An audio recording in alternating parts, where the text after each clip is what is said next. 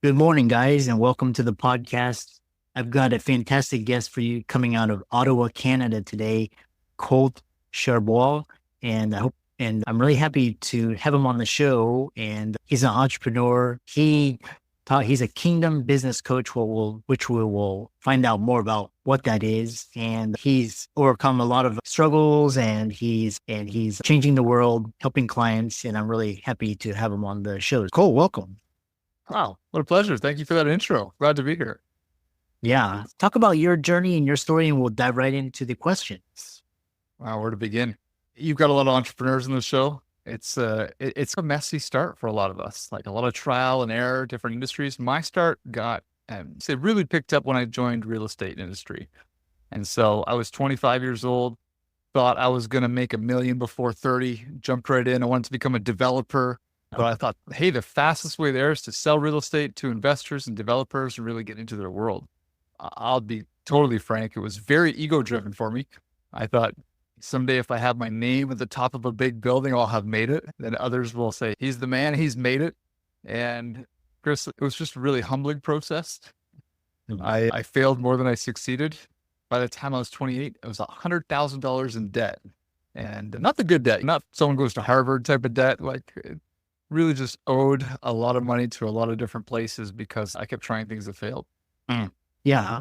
And we'll dive right into the conversation because entrepreneurship is a journey and it's full of ups and downs. And some people get a false start and some people come out thriving, but then they suffer setbacks later on. Right. So it's all a personal journey. And so one thing what's interesting is that you talk about a lot of setbacks. So you talk about the debt and you talk about insecurity, betrayal, loneliness, failure, to live an image you thought a man was to hold. Elaborate on that.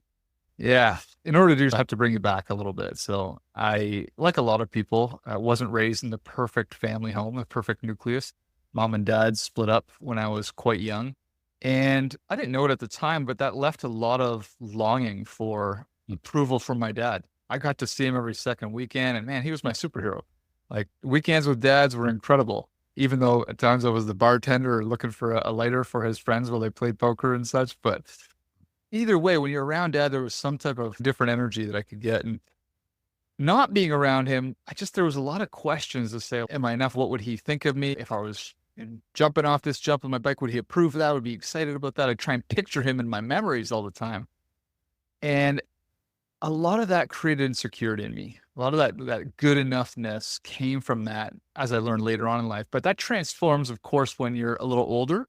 My friends became the most important thing in the world to me. And guys, especially in high school, they're only interested in a few things. I realized if I can get the attention of women, if I can get some cool stuff and have some cool stories to tell, I'll probably be seen as the man. Be probably excited about this. And it led to a very, I would say, distorted lens on what masculinity was. And through that journey, I had a friend who, this guy, he got all of the best looking women in high school, and he drove Corvette to school, brand new Jeep. People would flock and hover around him just to hear him tell stories. And of course, being as insecure as I was, I wanted to be as close to this man as possible to see if he'd rub off with me. We became friends. And what I learned along the way was his dad was an entrepreneur. And so part of the reason he had these cool toys and confidence, which really what I was after, was that his father was an entrepreneur, taught him confidence and had great things to share. So my journey in entrepreneurship, I think it started with a little bit of an impure motive. There was some purity in the fact that I saw my mom struggle a lot and I never wanted to see her struggle again. But over time, it distorted with my own motives, my own insecurities. And that led me up to saying, hey, how do I become successful? How do I make my first million? The reason I share all that is because in working with a lot of entrepreneurs now, I realize that some of these motives still permeate our decisions. Some of these false identities, it can be different than wanting to look good to your peers.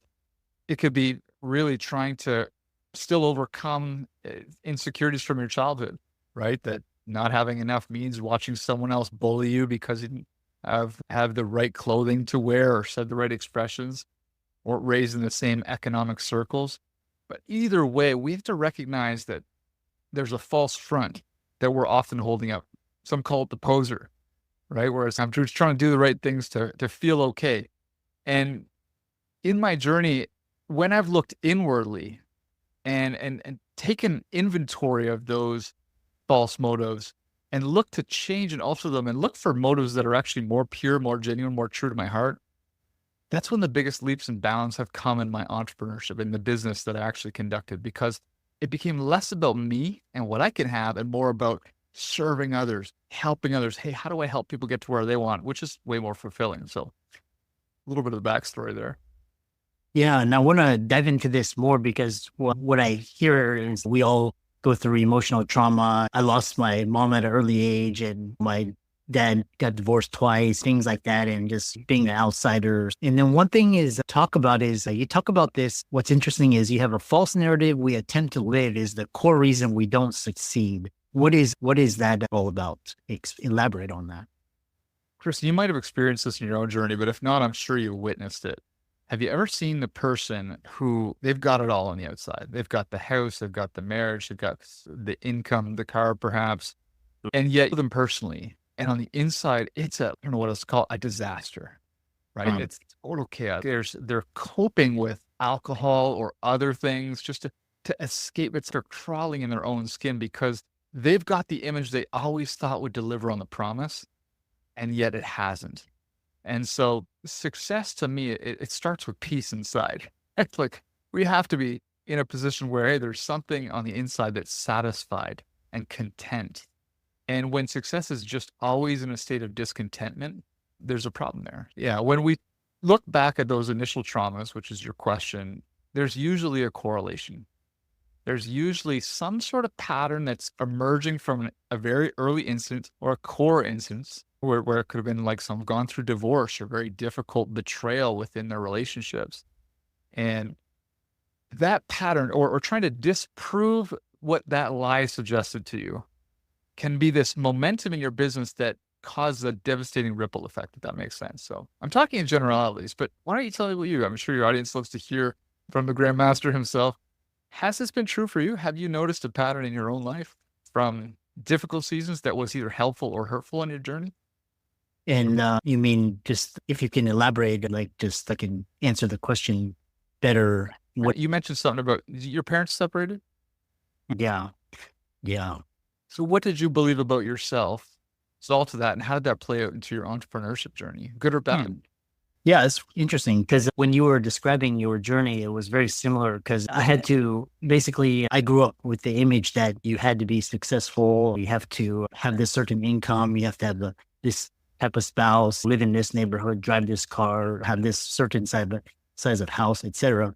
And it's all basically what's interesting is you describe this facade where it's like you're running towards this and it's just putting up a front. And what's interesting is you talked about this thing where you go to Instagram and you see these beautiful people, like six packs, beautiful, physically attractive, and they're living all these. And actually a lot of like they just go at a one bedroom and they basically go to Instagram to get their validation or and go out to get the adulation of people. But inside they're like, this need to achieve and to succeed and, this need for constant validation, which I want to ask you just when the image of success becomes too heavy to hold up, what does that mean? You said a great word there, validation. It's like when we're operating out of a construct where we're working hard in order to get feedback from others. And so we're trying to prove something inside to a world outside. And there becomes a point where that image of that dancing clown, that unicycle riding monkey that's inside of us, it becomes too exhausting to keep it. We're striving to hold up an image that on a deeper level, we know is not truly us. And the scary thing is we don't know who we really are because it's not satisfying us. So where this comes up, where I've seen this come up often is we look for forms to medicate. You got a lot of physicians that follow you. They know all about medication, right? Especially those who overuse what they've been prescribed. Now, there's some medication that is socially acceptable. Alcohol, have a drink after work. There's nothing inherently wrong with that. What's wrong is when you have to have it. When these exterior things control you because it's suppressing and satisfying something that is just unpeaceful and chaotic inside. So if I can use a more dramatic, for men, I work with a lot of men. Pornography is a huge one. It's like they go to this secret place to escape where they can be never rejected, always fulfilled, but it's always a fleeting. They never want to tell anybody about it. It's embarrassing. They have these dependencies that just control their lives that they're trying to manage and mitigate. Sometimes they can be simpler. It's just food. They just always say yes to the food that sits in front of them because they're satisfying a deeper longing with this external medication. So hopefully that answers your answer, at least in part. Yeah, it's the other question I have for you is because we dive into these really deep topics. And the next question I have for you is, what is this? You talk about the Adams movement, and what is that, and how are you using that to develop healthy men and strong men and that are husbands, fathers, leaders? Oh man, thank you for asking that. The Adam Men's Movement is so primarily, I just love business owners, like those that are out there. They've got something in their heart. They're trying to make it a reality. They're living in the chaos. They're trying to make sure they're a good father, good husband, good provider, good spouse. I'm sure there's lots of females that listen to.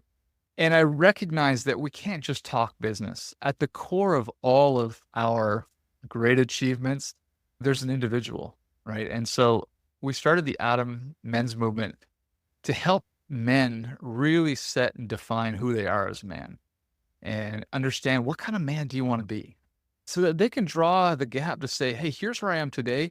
And here's ultimately the man I want to be, the type of character I want to demonstrate, the type of priorities I want to prove to the world that I have, prove to my family that I have, prove to myself that I have, so that my words match up with my actions, which is a big one. Sometimes there's a bit of a gap there for some of us. We make a lot of promises because we want to win people over, but yet we don't always follow through. And those things keep us up at night, don't they?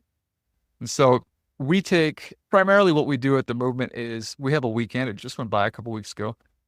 We took 120 guys this year camping.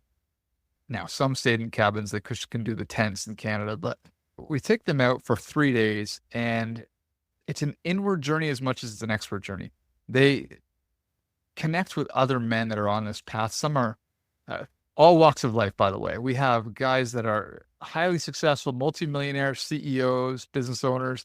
And then there's guys that are literally hanging on to life by their fingernails. They're in recovery programs. They're just fresh off the streets. Everybody there wearing the same color t-shirt though. And it's, you sit and you talk to one another and you're like, wow, our stories are not that different. Different decisions were made, different courses, but same kind of core wounding, same difficulty. What we see at the end of that weekend is men that thought this event wasn't for them feel more connected to other men than they ever have in their whole lives, because it's been a place where they could really safely share what they've been through. And I don't want you to think it's like just kumbaya and holding hands and everything. We do some cool stuff. We take them skeet shooting and axe throwing. We out canoes and stuff in the morning, but ultimately they hear from some great leaders at a level of transparency that is not culturally common for them. And we found that men get just clear on who they are and are able to show up for their families, for their businesses, for their clients at a whole other level of comfort. So that's our passion project. That's the nonprofit I'm involved in outside of the business coaching stuff. Yeah. And how can people find you and reach out to you and learn more about the work that you're doing? The work that I'm doing is Kingdom Business Coaching. And so I work with a very unique subset of individuals. Always happy to have a call with anyone if this connects with anybody. But Kingdom Business Coaching is primarily about Christian entrepreneurs. So what's a kingdom is the kingdom of God. And so as a follower of Christ, there's this aspect of saying, hey, his kingdom is coming on earth as it is in heaven. If you've ever heard the Our Father prayer, right? So on earth as it is in heaven. So there are business owners that don't just want to do good for the community. They actually want their businesses to be a vehicle of Christ's love for the world. And so it's a whole other level of standards and accountability and who do we hire and how do we manage expenses and show up well. And that's the client I'm typically doing one-on-one coaching with to help them get in alignment with what God's plan is for their business and their vocation and their life. And if there are people out there in the audience that piques interest for, they have more questions about, and whether they're call themselves a follower of Christ or not, that's totally okay. I love chatting with all business owners, but you can find me at Colt Charlebois. That's a good French Canadian last name CHARLEBOIS. There might be some show notes for a link with that. That's my email, colt@coltcharlebois.com, or my website, coltcharlebois.com. Excellent. Yeah. And thanks for coming on to the podcast, and keep up the great work. My pleasure. Thank you for serving this incredible audience. You're doing great work out there yourself. I'm an honor to be a guest on here.